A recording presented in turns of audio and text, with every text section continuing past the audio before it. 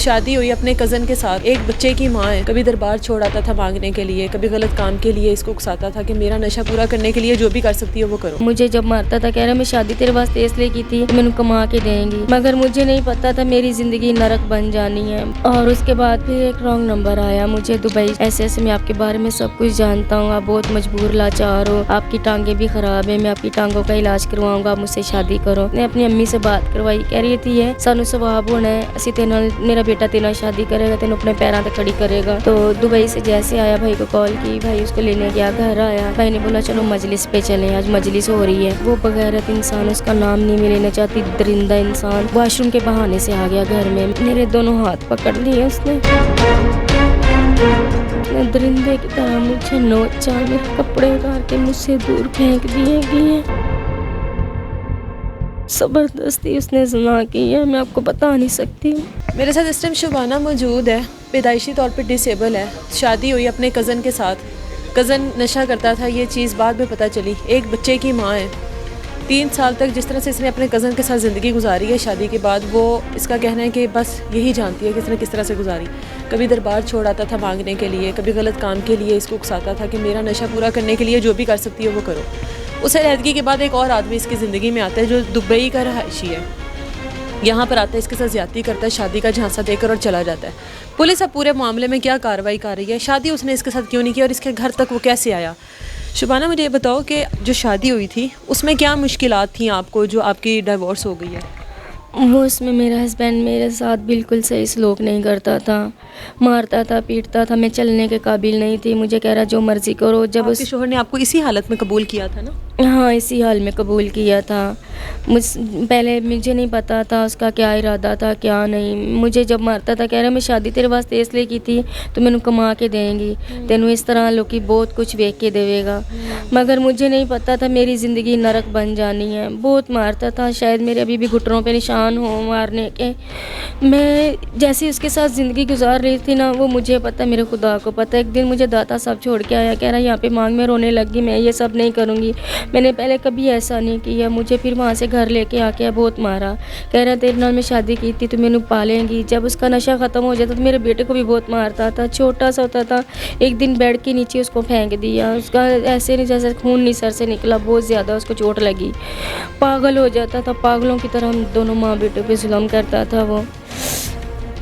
और उसके बाद फिर एक रॉन्ग नंबर आया मुझे दुबई इस से। टाइम पर तक आपकी उसके साथ अलहदगी हो चुकी थी ना? हाँ, उसके बाद कॉल्स आई हाँ, आप? उसके बाद कॉल आई मुझे। उसके बाद मैं भाई के पास रहती हूँ अब। उसके बाद मुझे कॉल आई इमरान नाम के आदमी से। भाई एक दफ़ा मैंने ब्लॉक किया, दूसरे दिन फिर आई, फिर 5-6 दिन के बाद मुझे कॉल आई, ऐसे ऐसे मैं आपके बारे में सब कुछ जानता हूँ, आप बहुत मजबूर लाचार हो, आपकी टांगें भी ख़राब है, मैं आपकी टांगों का इलाज करवाऊँगा, आप मुझसे शादी करो।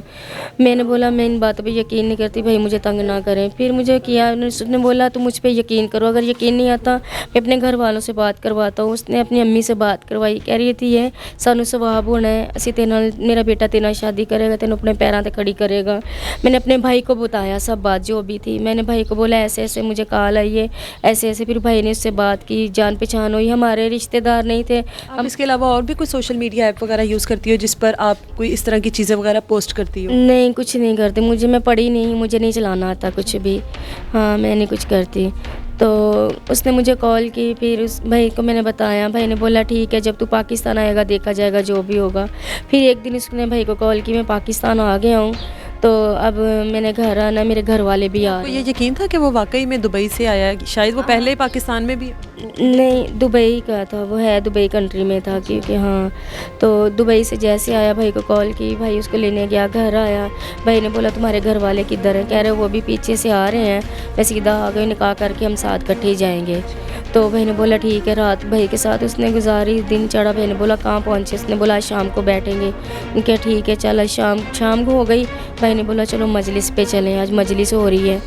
तो वो मजलिस पे गए हैं। जैसे वो बगैरत इंसान, उसका नाम नहीं मैं लेना चाहती, दरिंदा इंसान, तो वॉशरूम के बहाने से आ गया घर में। मैं और मेरा बेटा अंदर सो रहे हैं, लॉक नहीं लगा सकती थी मैं। जैसे उस बंदे ने आया है ना अंदर, वैसे ही उसने दरवाज़ा खोला है और मेरे दोनों हाथ पकड़ लिए उसने।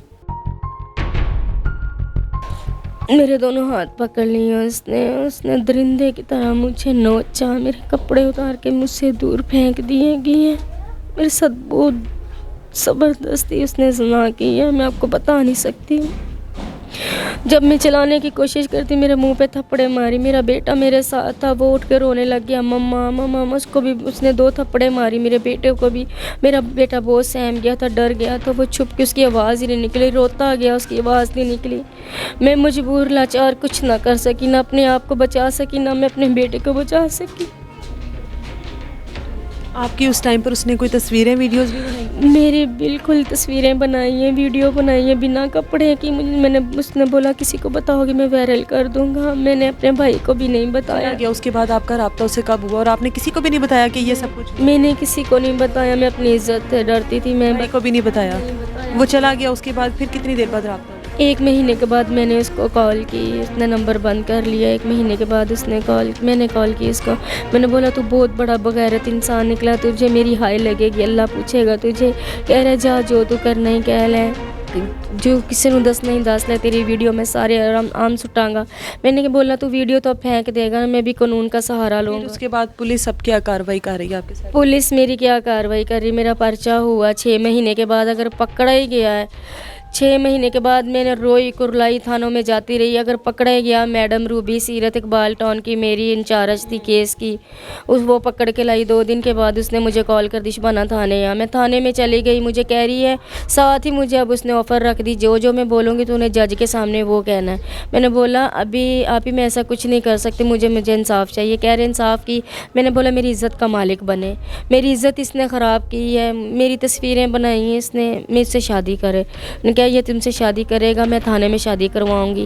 मैंने बोला ठीक है, ये शादी करे, मुझे कल को छोड़ के ना जाए। मैं अपनी सेफ्टी के लिए फिर बयान दे दिए उनके, उसी के हक में? मैं बताती हूँ, सेफ्टी के लिए मैंने स्टाम्प बनवाया, 15 लाख रुपए लिखवाया, 3 तोले जेवर लिख के दे के गया। उसका बाप आया, वो लिख के दे के गया, उसके घर वाले आए और रूबी के कहने पे मैंने बयान दिए। रूबी ने बोला तुमसे ये शादी ज़रूर करेगा। जैसे मैंने जज के सामने बयान दिया, मैंने बोला जज साहब ये मुझसे शादी करेगा, मैं इसको माफ़ करना चाहती हूँ। ना ही मुझसे शादी की और ना ही वो बंदा मेरे हाथ आया और ना ही मुझे इंसाफ मिला। और मैडम रूबी की गाड़ी में उसी टाइम अदालत के सामने, वकील के सामने, सबके सामने हथकड़ी लगी हुई है। मैडम रूबी की गाड़ी में बैठ के वो उसी टाइम फरार हो गया। मुझे ना इंसाफ मिला, मैं आज तक रोती रही हूँ, ना मुझे हक मिला। उसके बाद से अब तक उसके साथ कोई राब्ता नहीं? कोई रास्ता नहीं। अब ना मुझे आपका वो मैडम रूबी के साथ राब्ता है? मैडम रूबी और वो उनके साथ आपस में रास्ते में, मुझे आपस में है राब्ता? आपस में रास्ते उनका है। आपकी तरफ से तो एक दफ़ा के लिए केस ख़त्म हो गया ना? हाँ, आपने बयान ही दे दिया तो केस तो ख़त्म हो गया, खत्म लेकिन वो जो आपने उसके साथ डील की थी पैसों की या जेवर की या शादी की, वो नहीं हुई? कोई मेरी पूरी नहीं हुई, कुछ नहीं, सिर्फ मेरे साथ धोखा हुआ। दूसरी एक दफ़ा मेरी इज्जत लूटी गई, दूसरी दफ़ा मेरे धोखा हुआ है। मुझे अब वो उन लोगों ने फ़ोन किया, कह रहे तू मीडिया पे जा रही है, तेरी जान ना इस तरह कढ़नी है जिस तरह के इंसान ख़त्म नहीं कर देना। मारने की भी धमकियाँ? मुझे मारने की, किसकी तरफ से धमकियाँ दी जा रही हैं? मुझे मारने की धमकियाँ, वो इमरान का अब्बू, इमरान का चाचा और इमरान और उसका कज़न, वो 4 बंदे हैं। 4 बंदे मुझे धमकियाँ दे रहे हैं। और मैं ये नहीं, मुझे पता उन लोगों को कैसे पता मैं मीडिया में जा रही हूँ, ये तो रूबी सीरत को पता है ना, उनके साथ वो कॉन्ट्रैक्ट रास्ते में है और मेरी जान को ख़तरा है। मतलब पुलिस वाली एक औरत होके एक औरत की दुश्मन बनी हुई है और एक औरत का उसने साथ नहीं दिया। ये हमारा मुआशरा है। एक डिसेबल लड़की है और उसके साथ अगर धोखा हो सकता है और उसके साथ अगर इतनी बड़ी ज़्यादती हो सकती है घर के अंदर दाखिल होकर, तो बाकी लड़कियों को अपनी हिफाजत खुद करनी चाहिए। मुझे दे इजाज़त, अल्लाह हाफ़िज़।